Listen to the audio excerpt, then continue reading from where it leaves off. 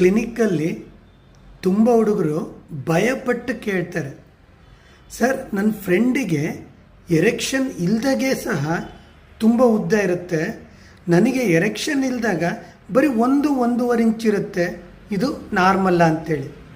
ಇದು ಕಾಮನ್ ಆಗಿ ಪ್ರತಿ ಹುಡುಗರಲ್ಲೂ ಆಲ್ಮೋಸ್ಟ್ ತುಂಬ ಹುಡುಗರಲ್ಲಿ ಇದು ಡೌಟ್ ಇರುತ್ತೆ. ಆ್ಯಕ್ಚುಲಿ ಎರೆಕ್ಷನ್ ಇಲ್ದಾಗ ಅದನ್ನು ಫ್ಲ್ಯಾಸಿಡ್ ಸ್ಟೇಟ್ ಅಂತ ಹೇಳ್ತೀವಿ.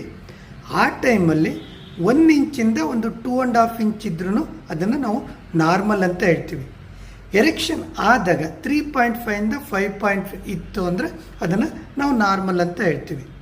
ಬಟ್ ಇಲ್ಲಿ ಕಡಿಮೆ ಇತ್ತು ಎರೆಕ್ಷನ್ ಇಲ್ದಾಗ, ಎರೆಕ್ಷನ್ ಆದಾಗ ದೊಡ್ಡದಾಗುತ್ತೋ ಇಲ್ವೋ, ತೃಪ್ತಿ ಕೊಡೋಕ್ಕಾಗುತ್ತೋ ಇಲ್ವೋ, ಮಕ್ಕಳಾಗುತ್ತೋ ಇಲ್ವೋ, ಈ ಥರ ಭಯ ತುಂಬ ಹುಡುಗರಲ್ಲಿರುತ್ತೆ.